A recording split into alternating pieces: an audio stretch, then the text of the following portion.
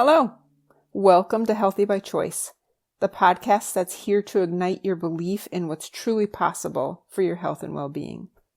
Hi, I'm Dr. Kerry, and what lights me up is empowering others. My mission has always been to inspire you to take your health seriously and give you the tools to understand your body on a deeper, more meaningful level. In each episode, we'll explore the healing power of nature, the role of real food as medicine, and how intentional movement can restore balance to your body and mind. So whether you're on a journey of prevention, recovery, or simply seeking more vitality, this podcast is your reminder. You hold the power to heal. Thanks so much for joining me.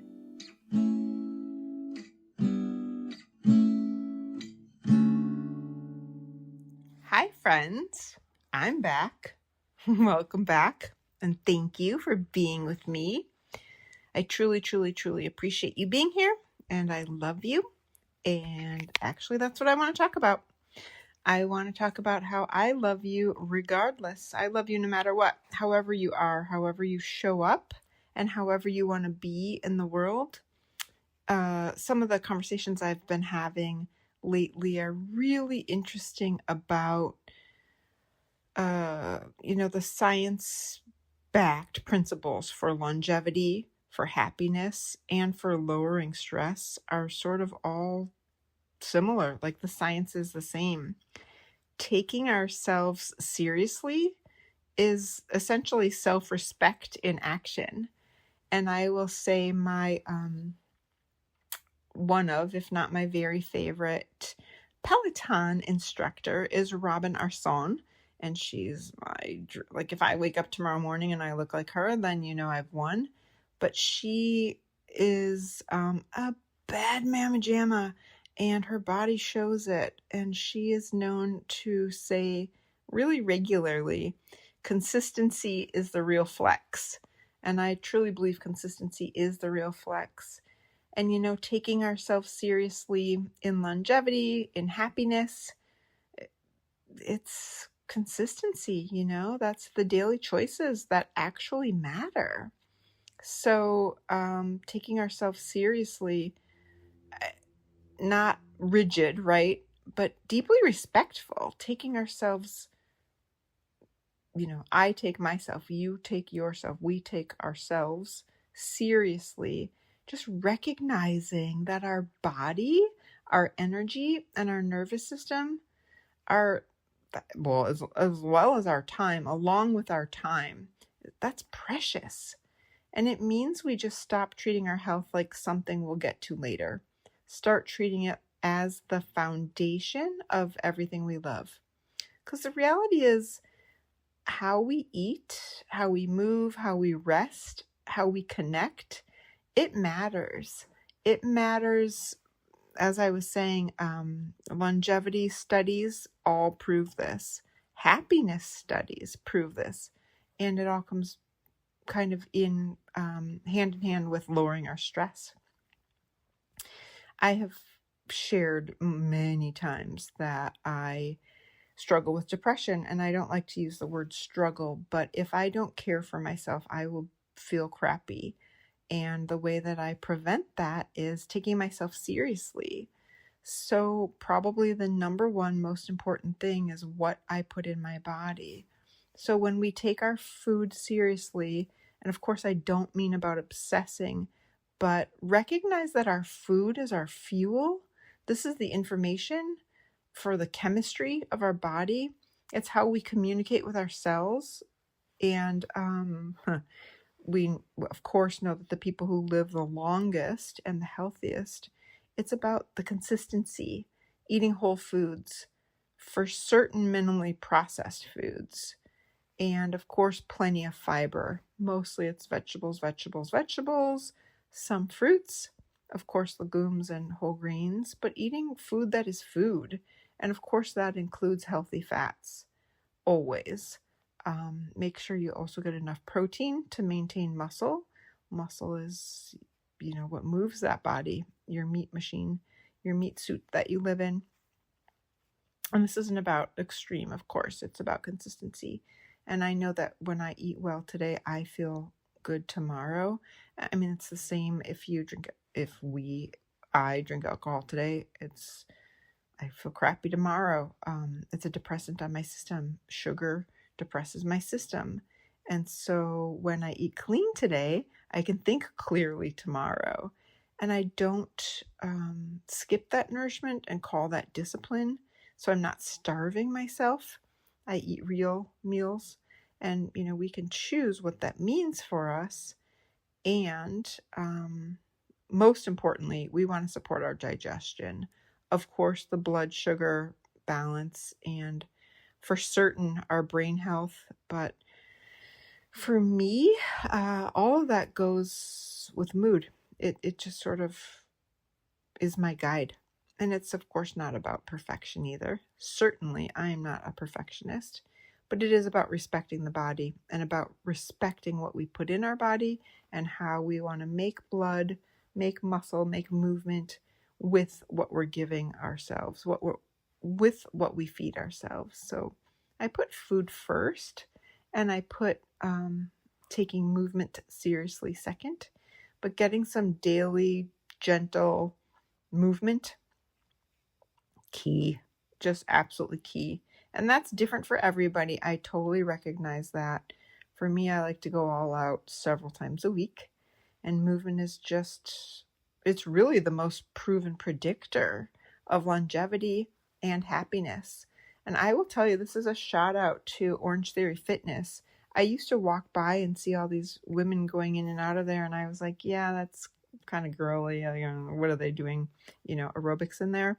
And I know that they use a heart rate monitor, but, I'm an athlete. I use a heart rate monitor for everything. And so who knows if I tried it, there's a free class or whatever. I will tell you that those high, I don't want to say input output classes. So they target your heart rate, red being anaerobic, orange being very aerobic, and then green being you're just kind of going along. So you're following with your heart rate monitor where you're at, and they keep you in the orange zone. Therefore, they've named it Orange Theory Fitness. I am telling you, that is my predictor of mood. I have never had such a mood enhancement ever as when I was working out there really regularly and going hard. And I like to do that several times a week. And of course, that's my regular. That's what works for me. But good news, it does not require punishment. It just means walk, stretch, make sure you squat. I cannot say this enough. Make sure you squat. We want to do deep squats, people. We want our butt to almost touch the ground. Look up a deep squat. Look up how to do it correctly. We all need to do hanging and deep squat. And hanging is kind of a funny thing because if you don't have a bar from which to hang, then do stick stretching, stick yoga, because that's what we do. We mimic hanging. But it's really important to deep squat and open up your shoulders, right? Because your shoulder really goes all the way to the hip, which connects the whole thing. But it's really important to be able to carry things, for sure. And then, move your body naturally. And the only way you can do that is by practicing. It is absolutely true that if you don't use it, you lose it, sadly. And, the older we get, the faster we lose it. But just walk. The best thing you could do is walk on flat surfaces for 20 minutes. You're good. If you want to do a power walk for 50 minutes uphill, that's a different level. Absolutely do that. But maintaining some flexibility and balance, of course, flexibility training. Remember my story about increasing the stick stretching, stick yoga, and just realizing that, wow, my whole heart opened up. My whole spirit opened up by increasing flexibility in my life. And then, of course, strengthening your muscles because they support your joints. The muscles are what moves the joints. The muscles are what move the body, the bones. So we really need to recognize that our muscles have to be worked on. It is really important to lift heavy things, not just these 3-pound weights. Really, really, really, really important. And then move in ways that bring you joy. just dance, just move, just shake it out, just get your groove. Even one song a day. And I actually have a commitment, a minimum of one song a day that I dance.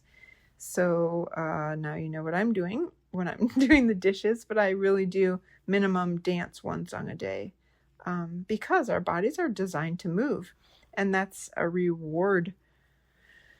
And I don't take that for, because of the work that I do and because I touch bodies and I see how people have lost mobility. They've, I am so grateful to be able to move my body. I'm so grateful for the strong, healthy body that I have. I will not slow down.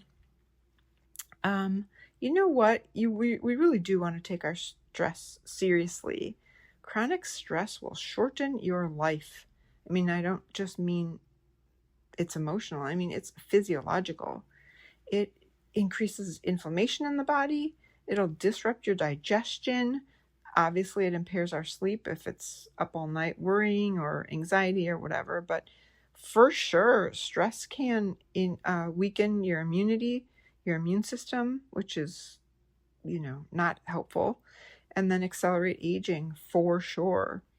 And, when we regulate our nervous systems, just breathing, walking, turning off the phone, turning off the noise, create some moments of stillness, of silence. Those deep breaths are really real. Of course, spending time in nature whenever possible, making sure that your body comes out of fight or flight for some time every day. I mean, as much as possible. Feel free to borrow my phrase, in this moment, I am safe. It really works. It really works for the head and the heart to get congruent. If you have time to meditate, please take the time, even 2 minutes. If you pray, if you do actual breath work, any, outdoor time that is spent in recognition of nature is really good for you. And this is all preventative, of course. Super, super serious. I take that, the mental, spiritual, emotional piece of decreasing stress is really important. And it's the spiritual, mental, emotional, along with the physical. It just is. It really calms everything down when we recognize what is outside of us and don't let it inside of us. And, I say that with a smile, but I mean that with all the love in my heart. Like, don't let it get in you too much. I know things can be hard, and you have you. Take your sleep seriously. This is your repair. This is when we repair. It is your repair system, and it's how the tissues repair. It's how you consolidate your memory. It balances your hormone, all of the processes. It'll clear your metabolic waste from the brain. When you sleep, you repair. That is a big deal, as much as you're able. And I know that can become anxiety producing. I do know that, what I'm talking about, how significant it can be. And people who prioritize their sleep do live longer. It's facts. And of course, they think more clearly. So make sure that you do protect a bedtime. Create a wind down routine. I've said that before. When we were kids, we would have dinner, take a bath, read a book. There's this whole process that happens. And somehow in adulthood, we've become this, take your phone, take your laptop, take your iPad, whatever, to bed, scroll, close, turn on, or fall asleep holding it. Or many people have televisions in their bedroom, which I'm so sad for you. Turn it off. Please, reduce those screens before bed. Even if you just turn off the screens and then go brush your teeth, wash your face, take your vitamins. So you're giving yourself 20 minutes before. And please respect the need for rest. Just recognize you're not weak. You need sleep. Dogs do it, cats do it. We all need it. We all actually require it. It's your wisdom. It's your body's wisdom. your physical body communicating with the rest of you. And I sincerely feel badly for people who are unable to sleep, because I know on the nights I don't sleep, I'm a bear.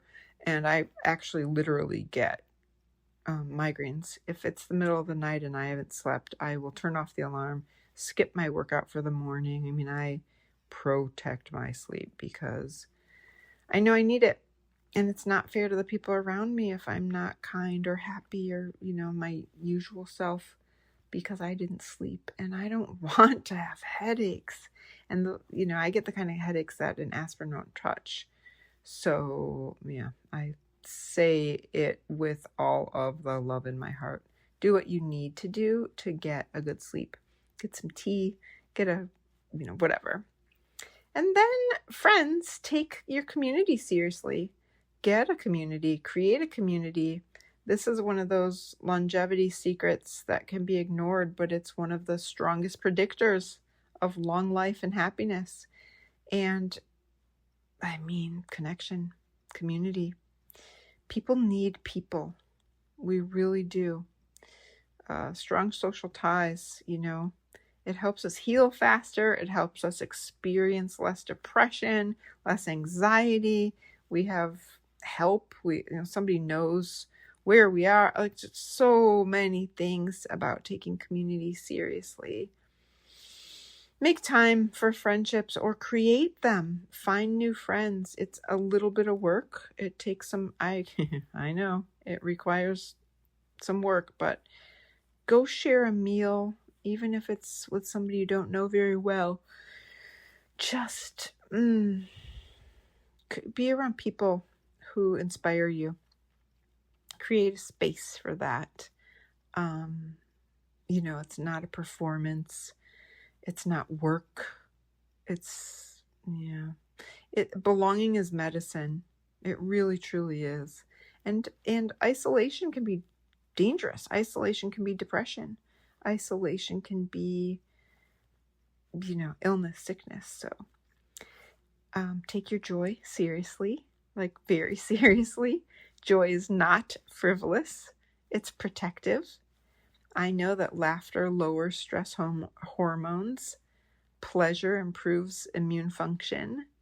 Meaning and purpose in your life are associated with a lower mortality rate. For certain, joy is critical. Taking joy seriously is really worth it. And sometimes we can just send a joke to a friend, get a meme, do something, watch a stand-up comedian, get yourself a dog. Dogs bring us joy every day. They make us laugh. But, get a community, a friend, or be that for someone. Just do the silliness. Just do it. It's really important. Do things you love regularly, which for me is moving my body. When I say that I dance in my kitchen every day, a minimum of one song, it's not like I am a professional. I'm not good. I'm silly. I make myself laugh. I wiggle it out. And it's just good. It's good for the body. Good for the soul. It's joyful. And, anytime you can create a moment of play between yourself and another being or just yourself, it's really helpful. And I have a crazy dog, so I love this crazy little thing. It's about allowing life to feel light, right? First of all, allowing life to feel. So it's not about happiness being a reward. It's about happiness. And it's a vital sign. It's vitality. One of my very favorite words is vitality. And, we don't want to take ourselves seriously in the way of control. We want to take ourselves carefully seriously, joyfully seriously, and recognizing that your body is the place where your entire life happens. It deserves nourishment. Of course, movement, rest, connection, and above all, kindness. Like now, not someday, not when I get to it, but every day, all of those moments that you can choose. And I know there are multiple ways of saying the same thing, but if you take seriously the story of I'm going to say the farmer who rode his tractor every day in the same rut, and that field had deep ruts because he took the same track every day, and then he went slightly off a little bit and he created whole new paths by just going off. Or a plane going from San Francisco to New York will be completely in a different place if it's 1 degree off. Or all of the ways of saying the same thing that I've heard many times. It is so true. My life is so different now than it was because I decided to put myself first, and because I decided to put joy first, and taking myself seriously, not in a controlled way, but in a loving, thoughtful, grateful way. It's not about overhauling. Certainly I did not overhaul my life overnight, but I do make small choices. I make loving choices, and I make them consistently. And I'm just inviting you to consider doing that the same for yourself. It is how longevity is built. It's how happiness grows. It's the way that we honor ourselves, which is, no one else can make you happy. The greatest lesson in life, there's no happiness outside of us. It's an inside job. And so just do it. Just, take your time for yourself. That's the reality. And I appreciate you taking time for yourself. I appreciate you giving yourself the time to be with me. It matters to me. I promise you, when I count my blessings, I count you twice. And I really appreciate that you give me your attention. And I love you for that. I will tell you that this is a part of my self-care. I really think that spending this time and creating podcasts for you is a part of my continued self-care. And with that, I'm signing off with all the love in my heart. Thank you, thank you, thank you for being with me. And I love you.